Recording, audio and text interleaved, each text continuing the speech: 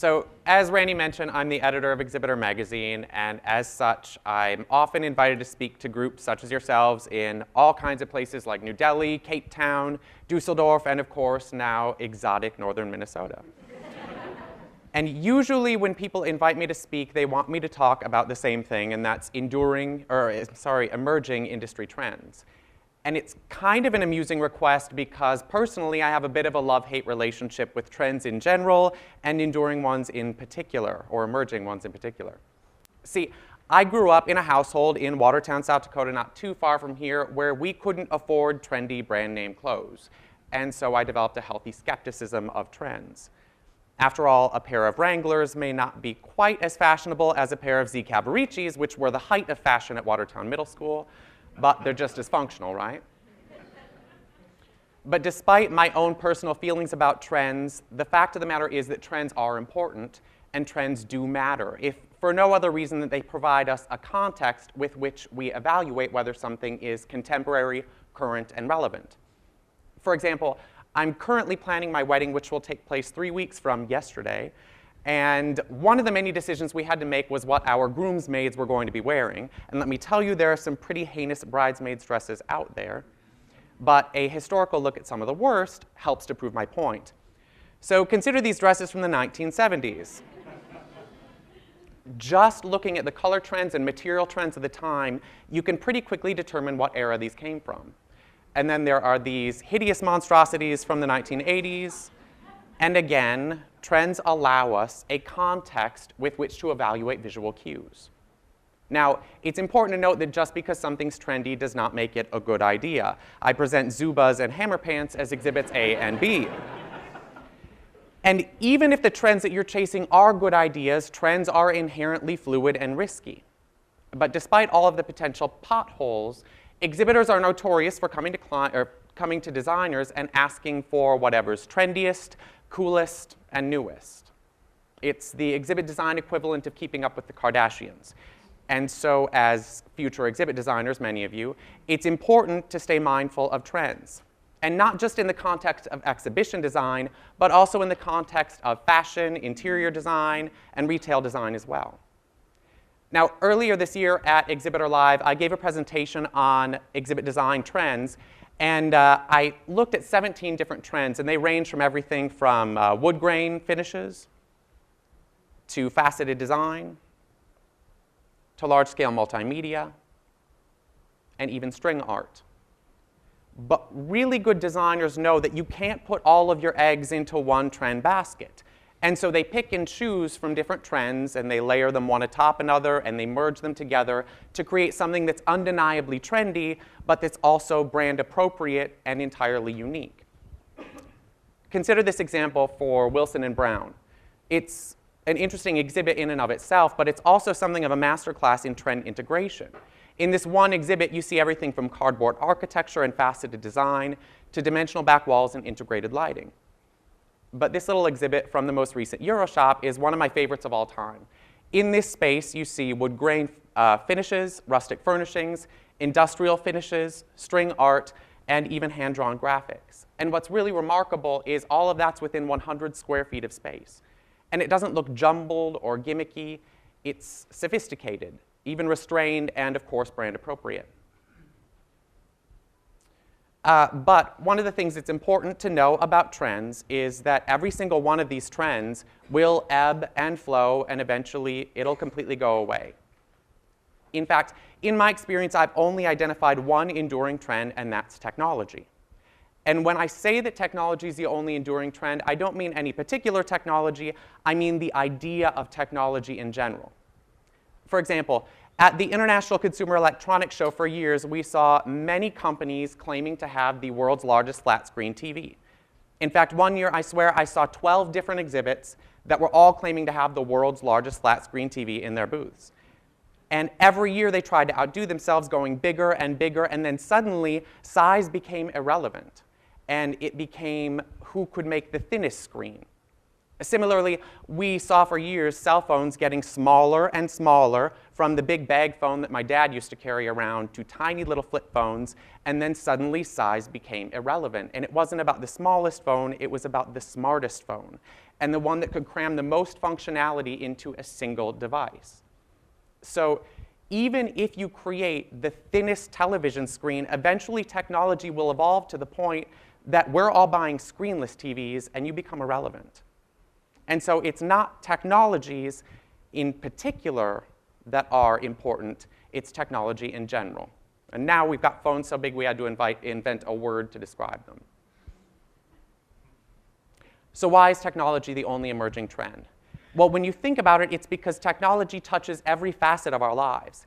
In a trade show context, technology is redefining everything from the exhibitor manual to pre-show communications, to press kits, to measurement and analytics, to in-booth kiosks, and of course, large-scale multimedia. Take a look at this photo from the 1999 Electronics Entertainment Expo of what was probably at the time considered a pretty high-tech video wall. And now look at this video from the most recent Euroshop in Düsseldorf, Germany, and you can see how significantly things have changed. Now, it's really easy to look at a video wall like this and put technology into a wow factor, prettifying box and dismiss it as just as superfluous as string art or Z Cavaricci jeans. But if you are inclined to do so, you're overlooking the tremendous impact that technology will have on this industry. If we only look at tech through the lens of large-scale multimedia, you can already see how significantly just that tiny fraction of technology will impact the way we do business. This year at Exhibitor Live, I talked to a number of exhibit managers and exhibit houses who told me that they are seeing clients decrease the amount of hard-walled exhibitry that they're putting in their exhibits. Now, that's the stuff that exhibit houses design, build, and sell. So that's also something that we're seeing on the trade show floor all around the world, is people decreasing the amount of hard-walled architecture by as much as 25 to 35%, and they're funneling that money into multimedia installations. Now, consider for a moment how significantly that will impact the way exhibit houses and fabrication firms do business. Consider the skill sets that they'll need to acquire in the very near future if they want to stem the tide of revenue from rushing out their doors and into the hands of AV firms and multimedia companies. And consider the fact that many of those disciplines didn't even exist 15 years ago.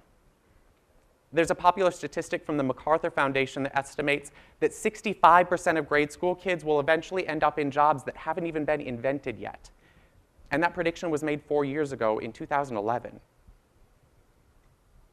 Now, anytime I talk about trends, it's important to discuss the phenomenon known as the anti-trend, because generally speaking, any trend that has remarkable staying power will eventually spawn a related anti-trend. So take the Apple Store, for instance. After the Apple Store blew everyone's mind with its trend-setting design, clients started going to designers asking for exhibits and displays that looked exactly like the Apple Store. And so shopping malls and trade show floors were awash in futuristic displays with glossy white finishes and futuristic finishes. And then eventually people started to get tired of that. We became over-Apple-fied, and it spawned an anti-trend. And that anti-trend was rustic, irregular authenticity. Similarly, in the years immediately preceding and following the Great Recession, we saw a trend toward airy, organic, ephemeral fabric architecture. But after the Great Recession, the last thing any company wanted to be seen as was ephemeral. And so it spawned an anti-trend. And that anti-trend was structure and permanence, and industrial finishes like faux concrete. Now, of course, fabric exhibitry still exists, but today's fabric exhibits are less airy and ephemeral, and they have a tendency to imbue more structure and permanence. In fact, they look an awful lot like hard-walled exhibitry. You see, the thing that's important to know about trends and anti-trends is that even technology can spawn anti-trends. When we saw interactive touchscreens taking off in the industry, we also witnessed a number of exhibiting companies veering away toward low-tech or no-tech tactile activities because they believed that attendees were oversaturated with technology and wanted something tactile and tangible and personal. But because technology is the only enduring trend, it survives anti-trends unscathed. You see, all other trends, color trends, material trends, aesthetic trends, all evolve, but not necessarily in a linear fashion. In fact, fashion trends and other design disciplines have a tendency to circle back on themselves to the point that what was old is new again, and what was vintage is now back in vogue. But technology never does and never will. Technology will never circle back on itself to go back to manual typewriters, and we will never see a significant number of people going away from high-speed Wi-Fi and back to dial-up connections. Technology always marches on. And that's why it's the only trend line that will always, always, always impact the way that we live and the industries that we serve. So if technology is the only trend, what's the future of trade shows and exhibit design? Well, I think we're already seeing a hint of that in some of the trends that I've already identified, but also in technologies that are emerging in different sectors, like biometrics, 3D printing, and geofencing. But that's all 5, maybe 10 years out. So the question remains, if this was 1999 and this was 2014, what will trade shows look like in 2029 or 2050? And the answer is that I don't know, but you'll figure it out. No, seriously, you will figure it out. You and your generation will turn this industry upside down and inside out to the point that what's considered high-tech today looks an awful lot like that old 1999 video wall. Outdated, irrelevant, and old school. And you will use a whole host of technologies that even the Jetsons couldn't have imagined. See, today people may be chasing arguably superfluous trends to keep up with the Kardashians, but in the big picture and in the long run, everyone's really just rushing to keep up with the constantly evolving nature of technology. And that's why it is the only trend line that will outlive you and your careers. It's the reason that forward-thinking companies and engineers have invested lifetimes in turning what once was science fiction into science fact.